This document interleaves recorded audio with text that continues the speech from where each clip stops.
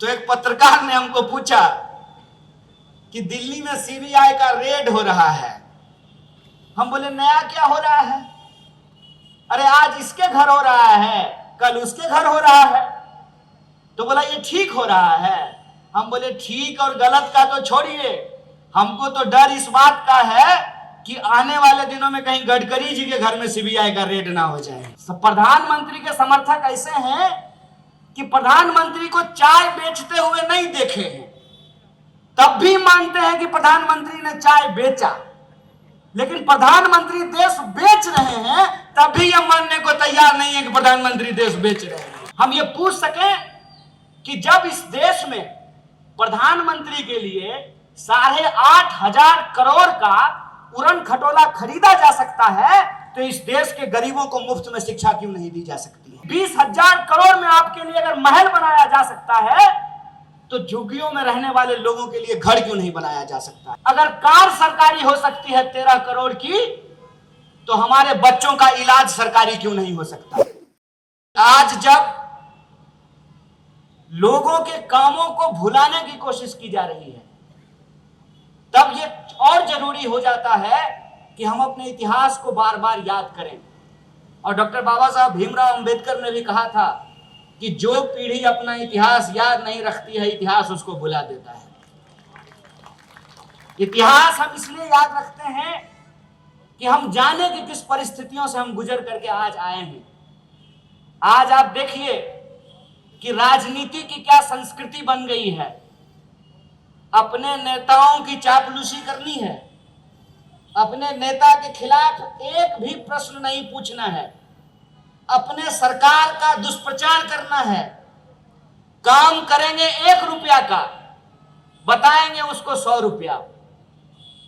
और राजीव जी एक ऐसे प्रधानमंत्री थे कि वो अपनी ही सरकार की आलोचना करते हुए बोले थे कि हम 1 रुपया दिल्ली से भेजते हैं, तो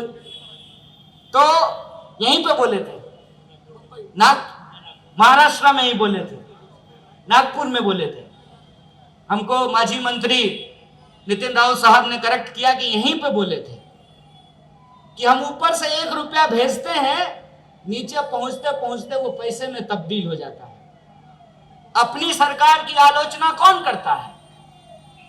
और गडकरी साहब तो अपनी सरकार की आलोचना कर भी नहीं रहे थे, बस इच्छा जाहिर किया था कि राजनीति छोड़ देने का मन करता है, उनको छुड़वा दिया है राजनीति। हालत आप देख रहे हैं कि अपनी सरकार तो छोड़ दीजिए, विपक्ष अगर सरकार के ऊपर सवाल पूछना शुरू करे तो क्या क्या होता है। और जब हमारे नेताओं को ईडी बुला रहा था तो दूसरे दल वाले कह रहे थे कि कांग्रेस के लोग बिला वजह हल्ला क्यों कर रहे हैं। हमने कहा भाई साहब, आज हमारी बारी है, कल तुम्हारी बारी आएगी। क्योंकि आप ये समझ लीजिए कि ये जो देश के भीतर हो रहा है, इसका एक खास उद्देश्य है। उद्देश्य क्या है? उद्देश्य यह है कि आप अपने ही चुने हुए प्रधानमंत्री से सवाल नहीं पूछ सकते हैं। आप अपनी ही चुनी हुई सरकार से सवाल नहीं पूछ सकते हैं। सवाल अगर पूछेंगे तो आपको पहले खरीदने का प्रयास किया जाएगा, और आपका ईमान यदि बिकाऊ नहीं है तब आपको डराने का प्रयास किया जाएगा।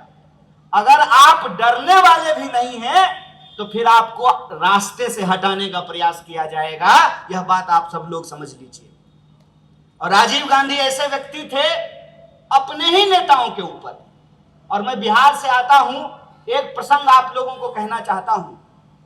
बिहार में दंगा हुआ, बिहार की सरकार और बिहार का शासन प्रशासन नहीं चाहता था कि प्रधानमंत्री जहां दंगा हो रहा है वहां जाएं, वहां लोगों से मिलें। तो जब वो पटना पहुंचे तो प्रशासन ने कहा कि पायलट नहीं है, कैसे जाइएगा। तो राजीव जी ने कहा कि शायद आप भूल गए कि हमको हेलीकॉप्टर भी उड़ाने के लिए आता है। और वो खुद गए। ये बात मैं आप लोगों से इसलिए साझा कर रहा हूं कि हमारी सरकार थी, आज हमारी सरकार नहीं है। आज ये सरकार है, कल ये सरकार नहीं रहेगी, लेकिन देश था, देश है और देश रहेगा। और जब हम देश की बात करते हैं तो हमको देश की राजनीतिक संस्कृति को समझना पड़ेगा। और देश की राजनीतिक संस्कृति ऐसी कभी भी नहीं थी। मैं आप लोगों की जानकारी के लिए बता दूं कि कांग्रेस के शासनकाल में अटल बिहारी वाजपेयी विपक्ष के नेता हुआ करते थे और भारत का प्रतिनिधि बना करके उनको विदेश भेजा गया था भारत का प्रतिनिधित्व करने के लिए। और क्या आज की हालत है कि सरकार के सबसे परफॉर्मिंग मिनिस्टर हैं नितिन गडकरी साहब, उनको कमेटी से भगा दिया गया है। आज मैं आ रहा था तो एक पत्रकार ने हमको पूछा कि दिल्ली में सीबीआई का रेड हो रहा है। हम बोले नया क्या हो रहा है? अरे आज इसके घर हो रहा है, कल उसके घर हो रहा है। तो बोला ये ठीक हो रहा है। हम बोले ठीक और गलत का तो छोड़िए, हमको तो डर इस बात का है कि आने वाले दिनों में कहीं गडकरी जी के घर में सीबीआई का रेड ना हो जाए। वो तो उसी पार्टी में हैं, उसी पार्टी के मंत्री हैं। और ये बात मैं क्यों बोल रहा हूं? यह बात मैं इसलिए बोल रहा हूं कि हमको चिंता इस बात की नहीं है कि हमारी सरकार है कि नहीं है, हमारी सरकार कब बनेगी नहीं बनेगी, इसके लिए हम परेशान नहीं हैं। परेशान हम इस बात के लिए हैं कि नेहरू जी थे, डॉक्टर बाबा साहब भीमराव अंबेडकर थे, तो नेहरू जी के कैबिनेट में श्यामा प्रसाद मुखर्जी भी थे। नेहरू जी थे, डॉक्टर बाबा साहब भीमराव अंबेडकर थे, संविधान सभा थी, तो एक ऐसा संविधान बना कि मंत्री जी का वोट भी एक है और सामने बैठा जूता सिलने वाला का भी वोट एक है। ये संविधान की ताकत है। अगर ये संविधान की ताकत नहीं होती तो आपको लगता है कि इस देश के जो अरबपति हैं, इस देश के जो खरबपति हैं, इस देश के जो पैसे वाले लोग हैं, वो झुग्गी झोपड़ी में हाथ जोड़ करके वोट मांगने के लिए जाते? ये लोकतंत्र की ताकत थी। ये लोकतंत्र की ताकत थी जिसने हेलीकॉप्टर और ट्रैक्टर को बराबर कर दिया, जिसने मोटा और पतला को बराबर कर दिया, जिसने महिला और पुरुष को बराबर कर दिया, जिसने सिपाही और एसपी को बराबर कर दिया। ये जो संविधान की ताकत है, उस संविधान की ताकत के चलते ही नेहरू जी थे, इसीलिए आज नरेंद्र मोदी देश के प्रधानमंत्री बन पाएंगे। इस बात को याद रखिएगा। और अजीब स्थिति है, जब हम सरकार से सवाल पूछते हैं तो देश के लोगों के हक और अधिकार के बारे में सवाल पूछते हैं। देश के लोगों की जो हालत है, उस हालात के बारे में सवाल पूछते हैं। कैसा नशा किया है भाई साहब, पता नहीं कौन सी गोली खाया है कि कमाल के समर्थक हैं प्रधानमंत्री के इस देश में। प्रधानमंत्री के समर्थक ऐसे हैं कि प्रधानमंत्री को चाय बेचते हुए नहीं देखे हैं, तब भी मानते हैं कि प्रधानमंत्री ने चाय बेचा।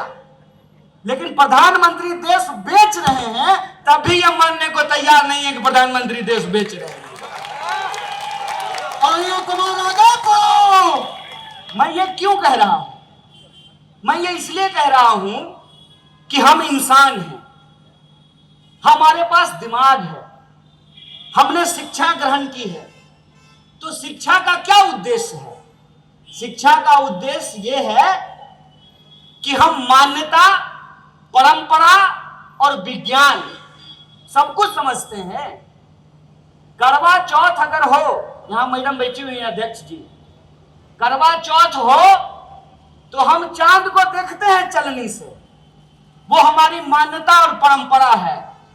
लेकिन हमारा बच्चा स्कूल में पढ़ने के लिए जाए और मास्टर साहब यह सवाल पूछें कि चांद किसका सैटेलाइट है, तो कह देंगे चलनी का कि पृथ्वी का बोलेंगे? बोलिए, चांद किसका उपग्रह है? पृथ्वी का है ना। तो विज्ञान और परंपरा का फर्क हम समझते हैं, मान्यता और सच्चाई का फर्क हम समझते हैं।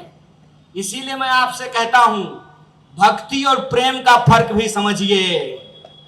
अगर आप अपने अधिकार को नहीं समझेंगे तो प्रधानमंत्री कब तानाशाह बन जाएगा आपको पता भी नहीं चलेगा, इस बात को याद रखिए। इसीलिए आज देश जिस मोड़ पर खड़ा है, उस मोड़ पर कांग्रेस पार्टी, जो देश की सबसे बड़ी विपक्षी पार्टी है, उसकी एक ऐतिहासिक जिम्मेवारी है। और वो ऐतिहासिक जिम्मेवारी ये है कि भले हमको दलीय नुकसान हो जाए, भले हमको बहुत सारा नुकसान उठाना पड़े, सीट का, मंत्री का, एमएलए का, एमएलसी का, लेकिन हमको देश को अपने दल से ऊपर रखना पड़ेगा, इस बात को याद रखिए। और वो परंपरा, जिस परंपरा को, जिस संस्कृति को हमारे पुरखों ने लड़ करके हमको दिलाई है। कोई कहता है कि आजादी भीख में मिली है, कोई कहता है कि आजादी लीज पर है। हम कहते हैं आजादी न भीख पर मिली है न लीज पर मिली है।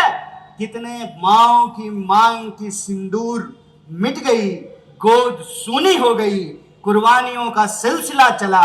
यहीं खड़े हैं हम लोग, पीछे फ्रीडम पार्क है, 100 शहीदों के नाम वहां पे लिखे हुए हैं। लोगों ने अपने सर कटा करके फांसी के फंदे को चूम करके आजादी दिलाई है। कहते हैं ना, जाके पैर न फटे बिवाई, वो का जाने पीर पड़ाई। जो देश की आजादी के लिए लड़े नहीं, देश की आजादी के लिए अपनी जवानी कुर्बान नहीं की, जिनकी माओ के गोद सुनी नहीं हुई, जिनके बहनों की मांग की सिंदूर नहीं धुली, उनको नहीं पता कि आजादी क्या होता है। हम उस संस्कृति से आते हैं। हमको एक बार एक दोस्त ने पूछा कि आजादी में किस तरह के लोग हिस्सा लिए। हम बोले आजादी में 2 तरह के लोग हिस्सा लिए। हम आजादी में भाग लिए और आरएसएस वाले आजादी से भाग लिए। और मैं और से का फर्क तो हम पहले भी बता चुके हैं। जब मैं आ रहा था और हमको हमारे कांग्रेस के कुछ वरिष्ठ नेता फ्रीडम पार्क दिखा रहे थे, तो मेरे मन में वो आजादी वाली बात याद आ रही थी। जब हम आजादी की बात बोलते थे तो यही लोग व्हाट्सएप पे आपसे पूछते होंगे कि किस चीज से आजादी चाहिए, क्यों आजादी चाहिए, देश तो आजाद हो गया है, फिर आपको किस बात की आजादी चाहिए। अरे इसी बात की आजादी चाहिए कि इस देश का नागरिक, इस देश के प्रधानमंत्री के आंख में आंख डाल करके उससे सवाल पूछे, इसी बात की आजादी चाहिए। आजादी कोई भीख है, आजादी कोई वरदान है। आजादी कुर्बानियों से हासिल की हुई चीज है और हमको लगातार आजादी के उस दायरे को बढ़ाने की जरूरत है। आजादी के उस मतलब में, उस मायने में इस बात को भी शामिल करने की जरूरत है कि जन्म के आधार पर किसी के साथ कोई भेदभाव नहीं होगा, संस्कृति के आधार पर किसी के साथ कोई भेदभाव नहीं होगा, क्षेत्र के आधार पर किसी के साथ कोई भेदभाव नहीं होगा, लिंग के आधार पर किसी के साथ कोई भेदभाव नहीं होगा। जब संविधान ने हमको बराबर किया है तो हम बराबरी के उस एहसास के साथ, बराबरी के उस अधिकार के साथ हम अपनी जिंदगी को जी सके। जब संविधान ने महिला और पुरुष का वोट बराबर किया है तो आप कौन होते हैं महिला और पुरुष के बीच में विभेद पैदा करने वाले? इस सवाल का जवाब हम पूछ सके। हम ये पूछ सके कि जब इस देश में प्रधानमंत्री के लिए 8,500 करोड़ का उड़न खटोला खरीदा जा सकता है, तो इस देश के गरीबों को मुफ्त में शिक्षा क्यों नहीं दी जा सकती है? हम ये सवाल पूछ सके कि 20,000 करोड़ में आपके लिए अगर महल बनाया जा सकता है तो झुग्गियों में रहने वाले लोगों के लिए घर क्यों नहीं बनाया जा सकता है? हम ये सवाल पूछ सके कि प्रधानमंत्री के चढ़ने के लिए अगर कार सरकारी हो सकती है 13 करोड़ की, तो हमारे बच्चों का इलाज सरकारी क्यों नहीं हो सकता है? ये जो देश की समझदारी है, उस समझदारी को, आजादी के उस एहसास को एक आजाद नागरिक की तरह आजाद देश में उस आजादी को सेलिब्रेट करना चाहते हैं। इसीलिए हमने कहा था, देश से नहीं देश में आजादी की बात करते हैं। और इसीलिए मैं कहता हूं कि हम देश की आजादी में भाग लिए थे और वो देश की आजादी से भाग लिए थे, इस बात को याद रखिएगा। और मैं नागपुर के लोगों को विशेष धन्यवाद देना चाहता हूं। नागपुर के वो नौजवान जिन्होंने एक दिन ठाना और मुख्यालय पे जाकर के झंडा फहरा दिया, और आज हालत देखिए कि हर कार्यालय पे झंडा फहराया जा रहा है। आप लोग विशेष धन्यवाद के पात्र हैं, जो कहते थे 3 तिगारा काम बिगाड़ा, तिरंगा झंडा नहीं कहते थे मानेंगे, कहते थे ये जो 3 रंग होता है हमारी मान्यता के हिसाब से अशुभ होता था। आज वही लोग जो एक रंग आपके ऊपर थोपना चाहते थे, आपके बहुरंग को स्वीकार कर लिया है। इसके लिए हम आपको बधाई देना चाहते हैं, आपको धन्यवाद करना चाहते हैं। इसीलिए हमारी जो लड़ाई है, वह लड़ाई महज कुर्सी की लड़ाई नहीं है, वह लड़ाई महज सत्ता की लड़ाई नहीं है। हम बार बार जिस भी जलसे में जाते हैं, जिस भी गैदरिंग में जाते हैं, जिस भी मंच पे जाते हैं, हम इस देश के लोगों को यही कहते हैं कि आज के समय में यह लड़ाई 2 सोच के बीच बन गई है। एक वो लोग हैं जो देश को बेचना चाहते हैं, आप वो लोग बन जाइए जो देश को बचाना चाहते हैं। बचाना चाहते हैं नहीं चाहते हैं? चाहते हैं ना? तो पूरे आत्मविश्वास से सत्य और सत्ता की इस लड़ाई में सत्य का दामन थामिए और इस बात को याद रखिए, आपकी संख्या कितनी भी कम क्यों ना हो, चाय की दुकान पर, व्हाट्सएप ग्रुप में, ऑफिस में, बस में, ट्रेन में, खेत में, खलिहान में एक अकेला सच अगर खड़ा हो जाए तो 100 संगी गीदड़ भाग खड़े होंगे। इस बात को याद रखिएगा, सच के साथ खड़े रहिए। आजकल कई बार लोग झूठ का सहारा लेकर के शेर बनने की कोशिश करते हैं, तो मैं उनको कहता हूं, अव्वल तो ये कि शेर जो है वो 2 ही जगह रहता है, या तो चिड़ियाघर में या जंगल में।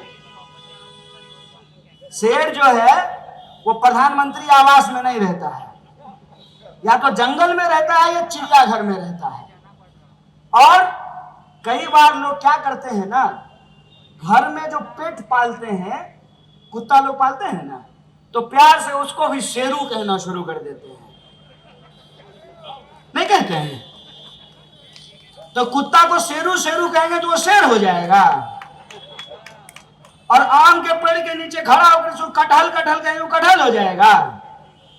तो कांग्रेस के कार्यकर्ताओं को कोई कहेगा कि ये भ्रष्ट है, चोर है, तो वो भ्रष्ट हो जाएगा। कांग्रेस की परंपरा इस देश के भीतर आजादी की परंपरा है, इस बात को याद रखिएगा। कांग्रेस की परंपरा इस देश में अंग्रेजों को मार भगाने की परंपरा है, इस बात को याद रखिएगा। कांग्रेस की परंपरा गुलामी के खिलाफ सबकी बराबरी की परंपरा है, इस बात को याद रखिएगा। और आजादी के आंदोलन के जितने प्रतीक हैं वो सारा प्रतीक हमारा है, इस बात को याद रखिएगा। DD1 पर एक धारावाहिक चलता था, भारत एक खोज, और भारत एक खोज के एक एपिसोड में नेहरू जी का एक क्लिप दिखाया गया है।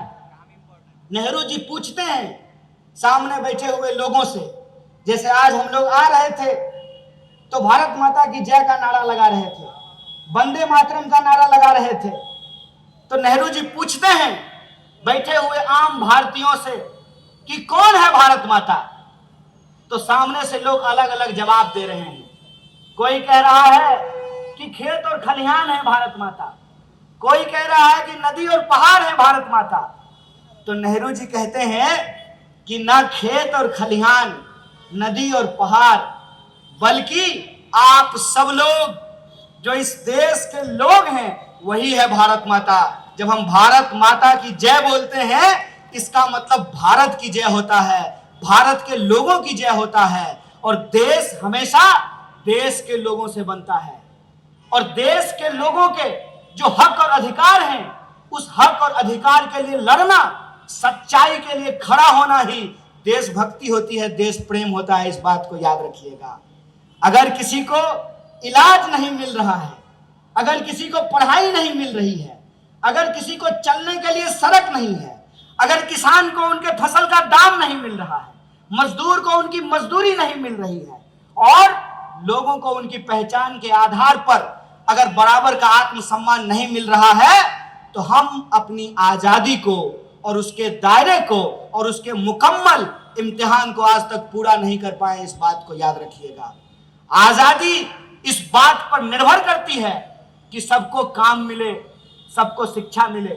इसीलिए हम बार बार बोलते हैं, सबको शिक्षा, सबको काम, मजदूर को मजदूरी, किसानों को उनके फसल का दाम, व्यापारी को व्यापार, सबको मिले बराबर का अधिकार। हिंदू हो या मुसलमान, महिला हो या पुरुष, सबको मिले बराबर का आत्मसम्मान, तब बनेगा देश महान। इस बात को याद रखिएगा। नारा लगाने से होगा? इंडिपेंडेंस डे वैलेंटाइन डे नहीं है। इस बात को याद रखिएगा कि गुलाब दे दिए, लव यू और love you too. Independence day Valentine day नहीं है। इंडिपेंडेंस डे आजादी का दिन, उस संकल्प को याद करने का दिन है कि इस आजादी के दायरे को हमको वहां तक पहुंचाना है कि हमारे देश का कोई भी नागरिक भूखा ना सोए। इस बात के लिए है, उस संकल्प को दोहराने के लिए है कि किसी को भी उसके रैंक के आधार पर जलील नहीं किया जाए। सोच करके बताइएगा, आप बीमार हो गए हैं, अस्पताल में इलाज करवाने के लिए गए हैं, डॉक्टर साहब आपको सुई दे दिए हैं, सुई पर आकर के अगर आपका वार्ड साफ नहीं करेगा तो आप ठीक होइएगा? तो आपके काम के आधार पर डॉक्टर और स्वीपर का फर्क हम जिस दिन मिटा देंगे ना, उस दिन हम आजादी के अपने लक्ष्य को प्राप्त कर लेंगे। इस बात को याद रखिएगा। और ये जो पूरी की पूरी लड़ाई है, आज उस संविधान को, उस लोकतंत्र को बचाने की लड़ाई है। लोग पूछते हैं कि अरे काहे तुम लोग रोड पे निकल करके हल्ला कर रहे हो? हम बोले हल्ला नहीं कर रहे हैं, इस बात को आपको समझा रहे हैं कि समझ लीजिए कि 35 करोड़ भारतीय थे हम लोग, और मुट्ठी भर अंग्रेज थे, और 35 करोड़ भारतीयों को उन मुट्ठी भर अंग्रेजों ने 200 साल तक गुलाम बना करके रखा था। अपने ही खेत में आप कौन सा फसल लगाना चाहते हैं, इस बात की आजादी आपको नहीं थी। अपने ही घर में आप कैसे रहना चाहते हैं, इस बात की आजादी नहीं थी। अपने ही टैक्स के पैसे से जो स्कूल बना है, उस स्कूल में पढ़ने की आजादी नहीं थी। और अपने हमारे ही देश में बने हुए रेस्टोरेंट में अंग्रेजों के साथ बैठ करके खाना खाने की आजादी नहीं थी। ये जो आजादी हमको मिली है, यह आजादी संघर्षों से मिली है, यह आजादी बलिदान से मिला है। और सबसे मुश्किल की बात यह है कि कल के अंग्रेज को तो आप पहचान लेते, अरे जो गोरा गोरा होगा, सूट बूट पहना रहेगा, घोड़ा पे बैठा रहेगा, तो उसको पहचान लेंगे कि अंग्रेज है। इसको कैसे पहचानिएगा? कैसे पहचानिएगा कि वो आके कहेगा कि हम तो चाय बेचते थे, हम तो ओबीसी हैं, हम तो हिंदू हैं, हम तो गरीब हैं, मेरी माँ बर्तन मांजती थी, मेरे पिताजी रेलवे स्टेशन पे चाय बेचते थे। कैसे पहचानिएगा इसको? मैं एक प्रश्न पूछता हूं हमेशा खुद से, मैं जहां से आता हूं और जो मेरी सच्चाई है, कोई अगर चाय बेचने वाला का बच्चा देश का प्रधानमंत्री बन जाए तो मेरे जैसे व्यक्ति को इससे ज्यादा खुशी नहीं हो सकती है। मेरी मां आंगनवाड़ी में काम करती है, मैं एक ऐसे परिवार से आता हूं जो 3000 रुपए महीने में अपना जीवन चलाता है। आजकल 3000 रुपए में तो जूता भी नहीं खरीद सकते हैं आप। मोबाइल का रिचार्ज कराएंगे तो 700 रुपया लगता है, जियो धन धनाधन। तो मेरे लिए तो यह खुशी की बात होती, लेकिन मुझे तकलीफ क्यों हुई? मुझे तकलीफ इस बात की हुई कि ये कैसा व्यक्ति है भाई। ये तो कुल्हाड़ी में लगे हुए उस लकड़ी की तरह है जो लकड़ी पेड़ से कटा है और वो लकड़ी कुल्हाड़ी में लग करके फिर उसी पेड़ को काट रहा है। ये तो कालिदास की कहानी हो गई कि जिस डाल पे बैठे हैं उसी डाल को आप काट रहे हैं। एक गरीब व्यक्ति अगर देश का प्रधानमंत्री बना है तो वो गरीब के बारे में सोचेगा ना, वो उस देश के आम लोगों के बारे में सोचेगा ना। अगर वो सचमुच में चाय बेचने वाला व्यक्ति है तो चीनी 200 रुपए किलो बिकेगा। अगर वो सचमुच गरीब का बच्चा है तो इस देश के सरकारी संस्थान बेचे जाएंगे। यह प्रश्न जब मेरे मन में आया तो मुझे लगा कि जिसको चापलूस कहना है कहने दो, लेकिन हम सच बोलेंगे।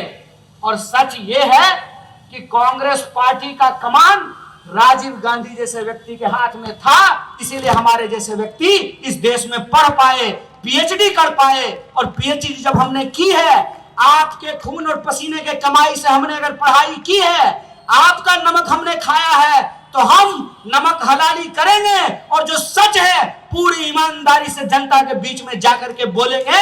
और सच ये है कि कोई भी हो अगर इस देश को बेचने का साजिश करेगा, अगर हम दो हमारे दो की नीति पे चल करके इस देश में तबाही फैलाने का काम करेगा, अगर इस देश के सरकारी संस्थानों को बेच करके अपने सरकारी दोस्तों को खजाने को भरने का काम करेगा, अगर इस देश में रहने वाले लोग चाहे तिलक लगाते हो या टोपी पहनते हो उनको आपस में लड़ाने का काम करेगा, अड़ करके उसके सामने में खड़े हो जाएंगे। और आज हम अड़ करके उसके सामने में खड़े हैं कि इस देश में, आजाद देश में आजादी तभी सुरक्षित रहेगी जब आजाद तरीके से सोचने वाले लोग उठ खड़े होंगे, मिलजुल करके इस अन्यायकारी अत्याचारी सरकार के खिलाफ मुकाबला करेंगे। ये चुनौती आज हमारे सामने सबसे बड़ी है।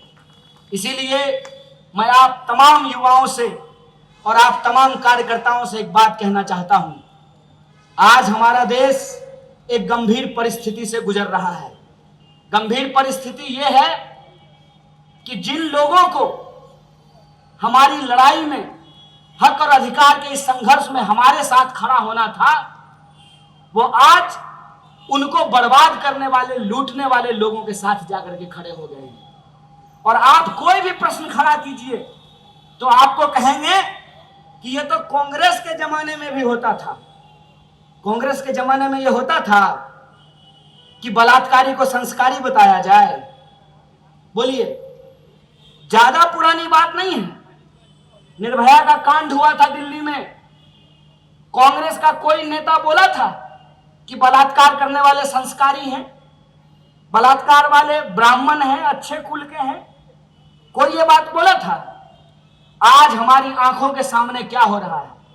जब प्रधानमंत्री लाल किले के प्राचीर से नारी सम्मान की बात करते हैं, ठीक उसी वक्त 11 बलात्कारियों को जेल से छोड़ दिया जाता है, उनको रिहा कर दिया जाता है। यह शर्मनाक है। बतौर समाज हम सड़ रहे हैं। यह हमको सोचने की जरूरत है कि हमारी संवेदना को किस तरीके से मारी जा रही है। आप सोच करके देखिए कि जिस महिला के साथ बलात्कार हुआ, वो महिला जब टीवी पे देख रही होगी वो फोटो, वो वीडियो कि उन बलात्कारियों को माला पहनाया जा रहा है, उनको मिठाई खिलाया जा रहा है, उसका दिल कितना रो रहा होगा, इस बात को सोच करके देखिए। इसीलिए मैं कांग्रेस के एक एक कार्यकर्ताओं को कहना चाहता हूं कि बहुत चुनौतीपूर्ण समय है और इस चुनौतीपूर्ण समय में अपने स्वार्थ को छोड़ना सबसे पहले जरूरी है। अगर हम अपने स्वार्थ को नहीं छोड़ेंगे, न हम बचेंगे न देश बचेगा, इस बात को याद रखिएगा। इसीलिए हम आप तमाम लोगों से यह आग्रह करना चाहते हैं, सत्ता थी तब सत्ता के लिए लड़ रहे थे तो समझ में आता है कि मंत्री नहीं बनाया, प्रधानमंत्री नहीं बनाया, मुख्यमंत्री नहीं बनाया। आज सत्ता के लिए नहीं, मेरे भाई मेरी बहनें, सत्य के लिए संघर्ष करने की जरूरत है, इस बात को याद रखिएगा। और मैं दावे से आपको कहता हूं, जैसे सांप का बच्चा भी सांप होता है ना, उसके अंदर जहर होता है, वैसे ही गुलाब की कली भी गुलाब ही होती है, उसके अंदर सुगंध होता है। जैसे संघी कभी भी आजादी का सम्मान नहीं कर सकते हैं, वैसे ही कांग्रेसी कभी भी आजादी का परचम झुकने नहीं दे सकते हैं, इस बात को याद रखिएगा। और आज हमारी प्राथमिकता यह है कि हमको बस एकजुट हो जाने की जरूरत है। और ये लगान टीम में आज भी इतना ताकत है कि कचरा भी अपने स्पिन से ब्रिटेन के बड़े बड़े बॉलर को बोल्ड कर दिया था। मैं दावे के साथ आपको कहता हूं कि आज अगर आप राजीव जी की जयंती मना रहे हैं तो आप ये संकल्प लीजिए कि कुछ भी हो जाए, संघ परिवार के इस लूट के खिलाफ कांग्रेस परिवार एकजुट रहेगा, इस बात को आपको संकल्प लेना है। और एक बार अगर आप एकजुट हो गए, मैं दावे के साथ कहता हूं, सब कुछ होने के बावजूद, धन दौलत गोला बारूद मीडिया सब कुछ होने के बावजूद, आज भी इतनी इनकी ताकत नहीं है कि अगर हमारा पूरा नेतृत्व मन मिला ले तो कोई माई का लाल हमको हरा नहीं सकता है। अगर हम 200 साल की अंग्रेजों की गुलामी से देश को आजाद करा सकते हैं, तो ये तो फिर भी अंग्रेजों के सस्ते चापलूस हैं। हमको कोई आकर के बोला कि देश की हालत बहुत खराब हो रही है, हिटलर शाही थोपा जा रहा है। हम बोले सुनो, हिटलर को हम पसंद नहीं करते हैं, हिटलर से हमको बहुत दिक्कत है, लेकिन तुम इसको हिटलर बोल करके हिटलर का अपमान मत करो। ये हिटलर नहीं है, सस्ता फोटोकॉपी है यार, सस्ता फोटोकॉपी है। यहां गांधी जी के अटायर में जो है एक व्यक्ति हमारे साथ बैठे हुए हैं, इसको हम सस्ता फोटोकॉपी क्यों कहते हैं आपको मालूम है? कि गांधी जी अंग्रेज से लड़े थे, कस्तूरबा को साथ लेके घूमे थे ना, और ये देश बनाने के लिए अपनी पत्नी छोड़ करके चल दिए। उसके बाद नारी सम्मान की बात करते हैं, ठीक है, नारी सम्मान की बात करते हैं। इतना फर्जी इंसान हम अपनी जिंदगी में देखे ही नहीं है। और मैं इस बात को फैक्ट के साथ बोल सकता हूं।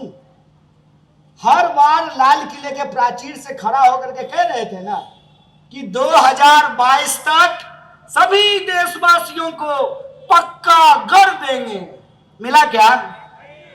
मोदी जी के स्टाइल में पूछना चाहिए ना, पक्का घर मिल गया? तो जब मोदी जी ने घर दिया, इस बार उसी के ऊपर तिरंगा लगाया था ना लोगों ने। एक वादा हमको बता दीजिए जो पूरा किया हो, एक वादा, एक भी वादा पूरा अगर कर दिया हो तो हम स्वीकार कर लेंगे, हम मान लेंगे कि अच्छा दिन आ गया है। एक भी वादा अगर पूरा हो गया हो तो। और मैं बस आपको याद दिला देता, हर साल 2 करोड़ रोजगार की बात थी कि नहीं थी? सबके खाते में 15 लाख रुपया देने की बात थी, सभी किसानों की आमदनी दोगुनी करने की बात थी, सबको पक्का मकान देने की बात थी। एक भी चीज हुआ है? हो क्या रहा है? दुष्यंत कुमार कहते हैं कि कहां तो तय था चिरागा हर एक घर के लिए, कहां चिराग मयस्सर नहीं शहर के लिए। लोग मांग रहे थे सरकारी नौकरी, इन्होंने नया प्रबंध कर दिया कि ना रहेगा सरकारी संस्थान, ना देनी पड़ेगी सरकारी नौकरी, ना रहेगा बांस ना बजेगी बांसुरी, ना रहेगा सरकारी संस्थान ना देनी पड़ेगी सरकारी नौकरी। एक एक करके सरकारी संस्थान बेचे जा रहे हैं, और जो सरकारी संस्थान बचे हुए हैं वहां पर सबको अग्निवीर बनाने का प्रयास किया जा रहा है। अभी तो गडकरी जी सबसे ताजा ताजा अग्निवीर बने हैं। नहीं, अभी बहुत लोगों को बनना है। इससे पहले आडवाणी जी बन गए, उसके बाद रविशंकर प्रसाद बन गए, अभी बहुत लोगों को अग्निवीर बनना है। दो ही लोग रहेंगे, चाचा और भतीजा। चाचा हवाई जहाज से वास्को डी गामा की तरह पूरा दुनिया का चक्कर लगाएंगे और भतीजा जो है गुगली फेंकेगा आईपीएल में। और चाचा फिर मंच पे जाकर के भाषण देंगे कि परिवारवाद देश की सबसे बड़ी समस्या है। अमित शाह जब बोलता है कि परिवारवाद देश की सबसे बड़ी समस्या है, तो मेरे मन में आता है कि जय शाह को वो रेलवे प्लेटफॉर्म से उठा करके लाया है, उसी का बेटा है ना। कोई शक है? जय शाह किसका बेटा है? अमित शाह का ना। तो बीसीसीआई सेक्रेटरी परीक्षा दे करके बना है? कंपटीशन दिया था क्या? एसएससी का एग्जाम, यूपीएससी लिखा था? कैसे बन गया? वो परिवारवाद नहीं है, बेईमानी, नकली चाणक्य। हम बिहार से हैं, असली चाणक्य वहां पैदा हुए थे। देखे बिहार में क्या हुआ? देखे महाराष्ट्र का बदला नितिन साहब हम लोग एकदम भिजा के ले लिए। चाणक्य वो परिवारवाद नहीं है। अनुराग ठाकुर यूपीएससी किया था, उसका बाप नेता नहीं है। और ये जो कर्नाटक का मुख्यमंत्री है, उसका बाप नेता नहीं था। अब पीयूष गोयल, उसका बाप नेता नहीं था। बेईमानी। राजनाथ सिंह का बेटा एमएलए नहीं है। तो भाजपा का परिवारवाद नहीं है। और कांग्रेस के दो प्रधानमंत्री ने अपनी जान दे दी, तो आप हमको परिवारवादी बोल रहे हैं? दो प्रधानमंत्री ने अपनी जान गंवाई है इस देश के लिए, उसको आप परिवारवाद बोल रहे हैं। और अपने बेटा को बीसीसीआई का सेक्रेटरी बना रहे हैं, यह परिवारवाद नहीं है, यह बेईमानी है। मैं कांग्रेस के एक एक कार्यकर्ताओं को कहता हूं, इन बेईमानों के सामने झुकिए मत, इन झूठों के सामने रुकिए मत। अगर ये टोके तो इसको पलट करके सवाल पूछिए इस बात का। जब हम दंगा की बात करते हैं तो हमको 84 याद दिलाते हैं। देश के प्रधानमंत्री डॉक्टर मनमोहन सिंह 84 में जो हुआ, उसके लिए देश की संसद में खड़ा होकर के देश के सिखों से माफी मांगा। है हिम्मत? मांगेंगे नरेंद्र मोदी 2002 के लिए देश के मुसलमानों से माफी? ये सवाल मैं पूछना चाहता हूं। अगर हमसे कोई गलती हुई है तो ये देश हमारा है, इस देश से हम हाथ जोड़ करके माफी मांगने के लिए तैयार हैं। मांगेंगे माफी कि प्रधानमंत्री जब नारी सम्मान की बात कर रहे थे, बलात्कारियों को संस्कारी बताया जा रहा था, मांगेंगे इस बात के लिए माफी। मांगेंगे इस बात के लिए माफी कि आज एक एक चीज पे भाजपा पूरी तरीके से एक्सपोज हो चुकी है, एक एक चीज पे। अरे आप हमको हरा दिए साहब, 15 साल से नागपुर में हम नहीं हैं। पूछिए अपने नागपुर के बासिंदों से कि बन गई सड़क, हो गया सारे समस्या का समाधान, हो गए आपके सारे तकलीफ दूर। आपने कांग्रेस को अपने दिल से दूर किया।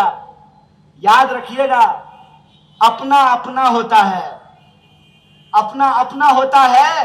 कांग्रेस इस देश की पार्टी नहीं है, इस देश का इतिहास है, वर्तमान है, भविष्य है। इस बात को याद रखिएगा, क्योंकि इस देश में जो हमको जिम्मेवारी दी है, उस जिम्मेवारी को निभाते हुए हमने कुछ सही किया, कुछ गलत किया, इस बात को हम स्वीकार करते हैं। लेकिन हमको गाली देके, हमको बदनाम करके, हमारे बारे में झूठ बोल करके आपने जिनको अपना आशीर्वाद दिया, वो तो देश ही नहीं रहने देंगे। इस बात को याद रखिएगा। आज जिस तरीके से एक एक चीज का कत्लेआम किया जा रहा है, वो अपने आप में एक बहुत बड़ा प्रश्न चिन्ह खड़ा करता है। मीडिया के लोग यहां बैठे हुए हैं, सवाल पूछते थे ना मनमोहन सिंह से? नहीं पूछते थे। हवाई जहाज में बैठ करके प्रेस कॉन्फ्रेंस करते थे। सवाल आप हवाई जहाज में बैठ करके प्रधानमंत्री से पूछते थे, जो मन होता था वो करते थे। जब इंदिरा जी ने आपातकाल लगाया था, तो पत्रकारों ने उसके विरोध में संपादकीय पेज को खाली छोड़ दिया था। है हिम्मत आज? पूछिएगा सवाल पूछिएगा ना तो आपके भी दफ्तर पर ईडी का रेड होगा, इस बात को याद रखिएगा।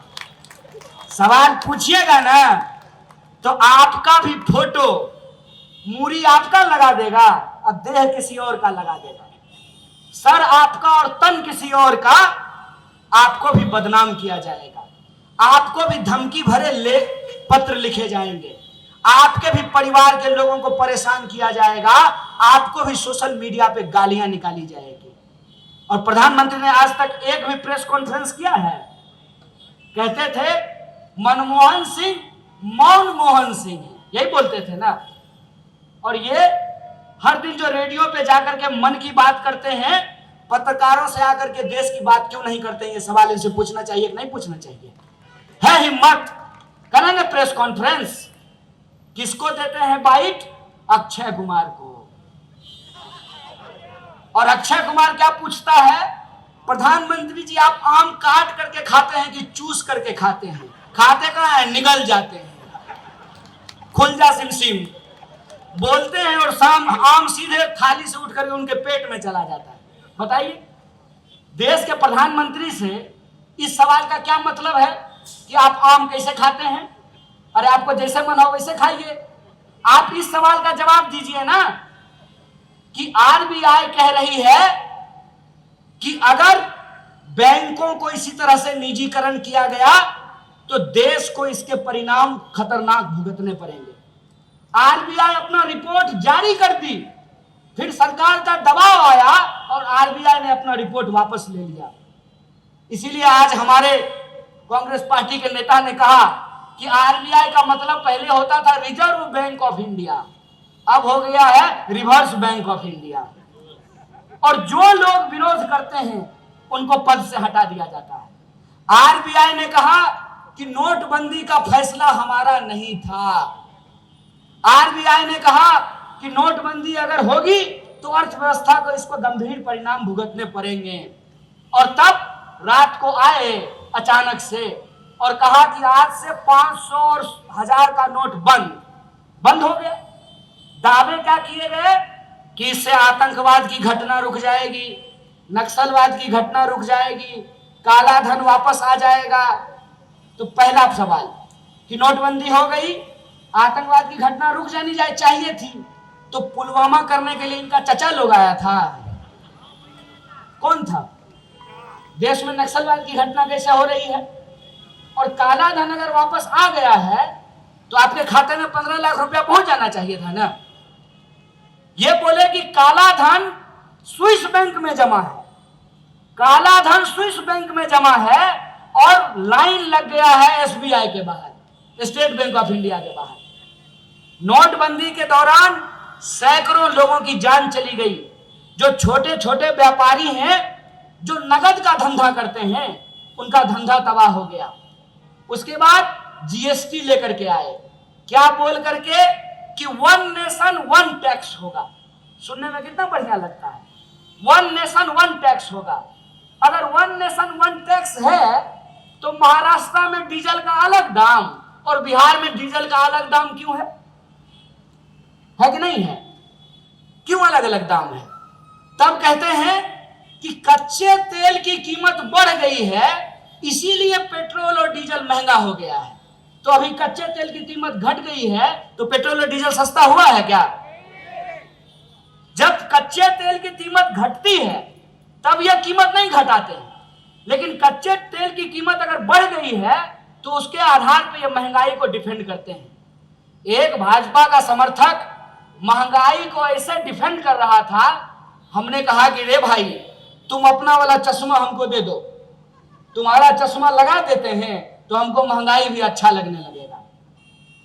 आज से पहले देश के इतिहास में ऐसा कब हुआ था कि महंगाई के फायदे गिनाए गए थे?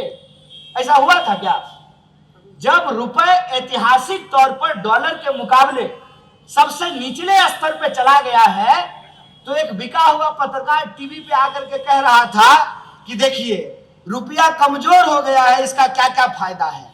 इसका फायदा यह है कि भारत के बाहर जो रहने वाले लोग हैं वो डॉलर में पैसा कमाते हैं, तो वो वहां अगर $1 कमाएंगे तो उनको 100 रुपया हो गए। हम बोले प्रचंड मूर्ख है कि भारत से बाहर भारत के कितने लोग रहते हैं, भारत के भीतर भारत के लोग ज्यादा रहते हैं ना। तो अंतरराष्ट्रीय बाजार में अगर रुपए की कीमत कम होगी तो हम जो बाहर से सामान मंगाते हैं वो सामान महंगा हो जाएगा, और सामान जब महंगा होगा तो महंगाई से लोगों की जान निकल जाएगी। और महंगाई का हालत ये है, महंगाई है कि नहीं है? ऐसा तो नहीं है ना कि सिर्फ कांग्रेस पार्टी को महंगाई दिख रही है, महंगाई सबके लिए है ना। ऐसा तो नहीं है कि पेट्रोल पंप पे अगर आप भाजपा का बिल्ला लगा करके जाइएगा तो पेट्रोल आपको 50 रुपये लीटर मिलेगा, ऐसा है क्या? हिंदू को भी 100 रुपया, मुसलमान को भी, दलित को भी, ब्राह्मण को भी, महिला पुरुष सबको कोई छूट नहीं। तो जब महंगाई हिंदू और मुसलमान नहीं कर रहा है तो प्रभु आप लोग काहे हिंदू और मुसलमान कर रहे हैं?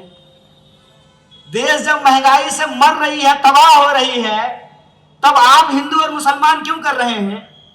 देश जब बेकारी से जूझ रही है, देश में सबसे ज्यादा बेकारी है, तब आप हिंदू और मुसलमान क्यों कर रहे हैं? इस बात को समझिए कि ये अंग्रेजों के पक्के सिद्ध हैं। जैसे होता है ना गुरु जी का पक्का चेला, कि अंग्रेज से ये एकदम पक्का नुस्खा सीखे हैं। एकदम हकीम साहब का पुड़िया नहीं होता है, चूरन, वो एकदम चूरन खाए हैं बराबर। कि अंग्रेज जैसे देश को डिवाइड एंड रूल करते थे, हिंदू मुसलमान बोल करके लड़ाते थे, और हम 35 करोड़ भारतीयों के ऊपर राज करते थे। कपास हमारा, यहां से ले जाते थे, वहां कपड़ा बनाते थे, वापस ला करके हम ही को बेचते थे, और जो मुनाफा होता था उससे कोठियां बना करके यहां रहते थे और हमारे ऊपर कोड़े बरसाते थे। ऐसा होता था कि नहीं होता था? यही अब हो रहा है हमारे साथ।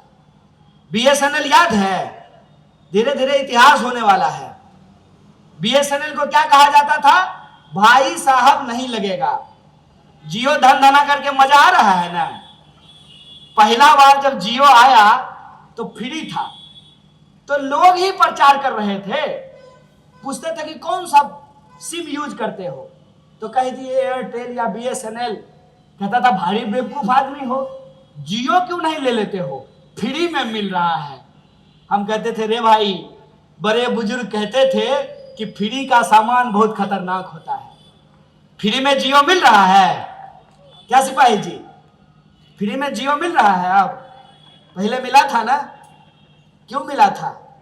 इसीलिए मिला था कि जब बीएसएनएल नहीं रहेगा ना, तो अभी 700 रुपया दे रहे हैं, कल को 7,000 रुपया भी अगर मांगेगा ना अंबानी, तो आपको देना पड़ेगा। इस बात को याद रखिएगा। सरकारी संस्थान इसलिए होते हैं कि निजी संस्थान उसके मुकाबले बेतहाशा मूल्य वृद्धि ना कर सकें। सरकारी संस्थान इसलिए होते हैं कि जो निजी संस्थान से खरीद सकता है वो निजी संस्थान में खरीदेगा, और जो इस देश का आम गरीब लोग है वो सरकारी संस्थान में अपनी जरूरतों को पूरा करेगा। याद रखिएगा, जिस दिन रेलवे बिक गई ना, जैसे कोरोना के लॉकडाउन के दौरान लोग हजारों किलोमीटर पैदल चल करके घर पहुंचे थे, वैसे ही ये आदमी, ये झूठा आदमी जो बोला था कि हवाई चप्पल वाले को हवाई जहाज में पहुंचाएंगे, असल बात यह है कि हवाई जहाज में चलने वाले को भी ये हवाई चप्पल में ला करके छोड़ेगा। इस बात को याद रखिएगा। ये इस देश के संपत्ति को अपने दोस्तों के ऊपर लुटा करके छोड़ेगा। इस बात को याद रखिएगा। आज बीएसएनएल नहीं है। बीएसएनएल जो सबको लाइसेंस देता था, आज उसी के पास लाइसेंस नहीं है। सरकारी संस्थानों को तबाह इसलिए किया गया है ताकि उसकी संपत्ति, सरकार की संपत्ति अपने दोस्तों के ऊपर लुटाई जा सके। इसीलिए मैं बार बार कहता हूं कि ये लड़ाई दल की लड़ाई नहीं है, ये लड़ाई विचार की लड़ाई है।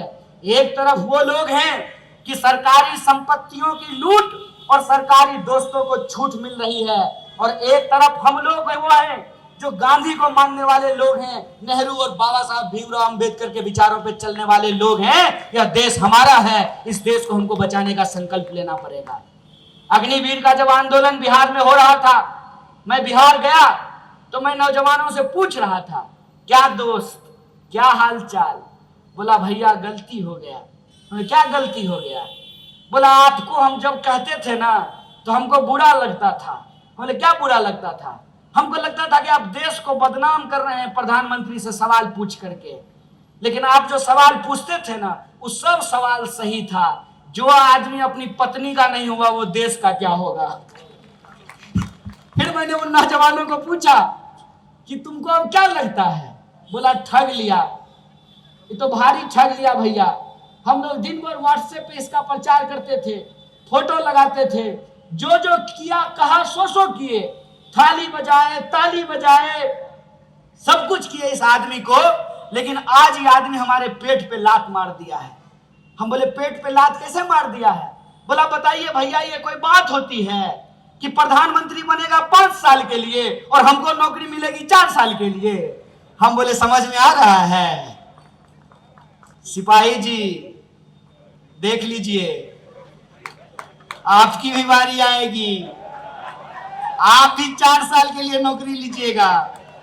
नौजवान सब जब रोड पे निकलता है ना अपने रोजगार मांगने के लिए, अपने महंगाई के खिलाफ, देश में हक और अधिकार के लिए, तो उसको डंडा मत मारिए, क्योंकि उसको डंडा मारिएगा ना, अगर वो लड़ने का हिम्मत छोड़ देगा ना तो आपका पेंशन कल को बंद हो जाएगा, तो आपके लिए कोई लड़ने वाला नहीं रहेगा। और ये किसी को नहीं छोड़ने वाला है। जैसे अग्निपथ स्कीम फौज में लाई गई है वैसे ही अब बैंक में लाया जा रहा है कि अब बैंक की नौकरी नहीं होगी परमानेंट, 4 साल की नौकरी होगी। 4 साल का मास्टर बनेगा, 4 साल का सिपाही बनेगा, 4 साल का सेना में नौकरी होगा। ये बेईमानी को समझिए, ये इस देश को सेल पे लगा दिए हैं। इसीलिए आप सबसे आग्रह करना चाहते हैं कि एक चुनौतीपूर्ण स्थिति में हम लोग फंसे हुए हैं। एक तरफ हमको अपनी जिंदगी की जो रोज की जद्दोजहद है उससे भी जूझना है। विद्यार्थी को पढ़ना है, किसान को खेती करनी है, मजदूर को मजदूरी करनी है, पत्रकार को पत्रकारिता करना है, बिजनेस करने वाले लोगों को दुकान चलाना है, महिलाओं को घर भी संभालना है, नौकरी भी करनी है। एक तरफ हमारी जिंदगी की अपनी जद्दोजहद है, दूसरी तरफ हमारा देश है, और उस देश की जो हालत है उस हालत से भी हमको देश को निकालना है। इस दोहरी लड़ाई को, इस दोहरी चुनौती को हमको स्वीकार करना पड़ेगा। और ये दोहरी चुनौती हम इसलिए स्वीकार करें कि हमारे लिए कोई लड़ा था। अरे भगत सिंह बहुत स्मार्ट आदमी थे, भगत सिंह बहुत स्मार्ट आदमी थे, कॉलेज के टॉपर थे, उनको भी बहुत लड़की पसंद करती होगी। बढ़िया अंग्रेजी बोल करके बढ़िया नौकरी लेते, बढ़िया शादी करके जो है लंदन में सेटल हो सकते थे, लेकिन वो फांसी के फंदे को चूम लिए, देश की आजादी के लिए अपनी जान को न्यौछावर कर दिया। इस बात को याद रखिएगा कि आजाद देश में हम आजाद तरीके से सांस इसलिए ले पा रहे हैं कि किसी ने हमारे लिए अपनी जान को कुर्बान की है। हमारी अपनी जिंदगी की जो जद्दोजहद है, उस जद्दोजहद के साथ साथ इस देश को बेहतर बनाने का, इस देश को बचाने का, इस देश के आम लोगों के हक और अधिकार के लिए हमको अपनी जिम्मेवारी निभानी पड़ेगी। ठीक उसी तरह से कि बाप दादा आम का पेड़ लगाए तो उसका फल हम खाए। हम अगर पेड़ को नहीं बचाएंगे तो हमारी आने वाली पीढ़ी को आम नसीब होगा? आम नसीब नहीं होगा। मैंने अपनी माँ को फोन किया और माँ को कहा कि मम्मी सेब का सब्जी कैसे बनाया जाता है? तो माँ बोली कि पगला गए हो क्या, सेब का सब्जी कैसे बनेगा? हम बोले अब सेब का ही सब्जी बनेगा ना, सेब 90 रुपए किलो है और गोभी 200 रुपए किलो बिक रहा है। यह हकीकत है। ये जो हमारी जिंदगी की जद्दोजहद है, इस जद्दोजहद में, इस लड़ाई में हम सबको एक दूसरे का कंधा थामना पड़ेगा। और सवाल सिर्फ सत्ता का नहीं है, सवाल सत्य का है। सत्य के लिए हमको खड़ा होने पड़ेगा। जो लोग अपनी जान की कुर्बानी दिए हैं, बढ़िया पायलट थे राजीव साहब, विदेश में तो उनकी शादी भी हो गई थी, बढ़िया वहां नौकरी करते, बढ़िया लंदन में घूमते, आराम से अपनी जिंदगी जीते, क्या जरूरी है अपनी जान को गवा दिए। अगर किसी ने हमारे लिए अपनी जान गवाई है, अगर हम इंसान हैं, हमारे आंख में पानी है, इंसानियत है, तो उस बलिदान को सम्मान करते हमको इस देश की रक्षा करनी पड़ेगी। यह संकल्प लीजिए कि यह देश हमारा है, इस देश को हम बचाएंगे और बेचने वाले और बचाने वालों की इस लड़ाई में हम बचाने वालों के साथ खड़े होंगे। अगर हम ईमानदारी से लड़ेंगे तो इस बात को याद रखिएगा कि इस देश ने बार बार इस बात को साबित किया है कि दुश्मन शैतान कितना भी ताकतवर क्यों ना हो, अगर तैमूर लंग के सामने बलकरन नाम का एक छोटा बच्चा सब्जी काटने वाला चाकू लेकर के खड़ा हो सकता है, तो हम तो फिर भी 130 करोड़ लोग हैं। अगर हम एकजुट होकर के खड़ा हो गए तो पूंजीपतियों के इन दलालों को हम जरूर हराएंगे और हम हमारी दो की सरकार को परास्त करके 130 करोड़ लोगों की जो भावना और आकांक्षाएं हैं उसको पूरा करेंगे। और हमको पूरा भरोसा है कि कांग्रेस पार्टी एकजुट होकर के देश को हक और अधिकार के लिए संघर्ष करेगी। जो देश को आजादी दिलाई है वही पार्टी देश की आजादी को बचाएगी। इसी आशा और विश्वास के साथ एक बार फिर से आप तमाम लोगों का शुक्रिया अदा करते हुए धन्यवाद कहते हुए अपनी बात को खत्म करूंगा। शुक्रिया। इनकलाब जिंदाबाद, हमारी एकता जिंदाबाद। जय हिंद, जय Congress. Nation next news hub for new India.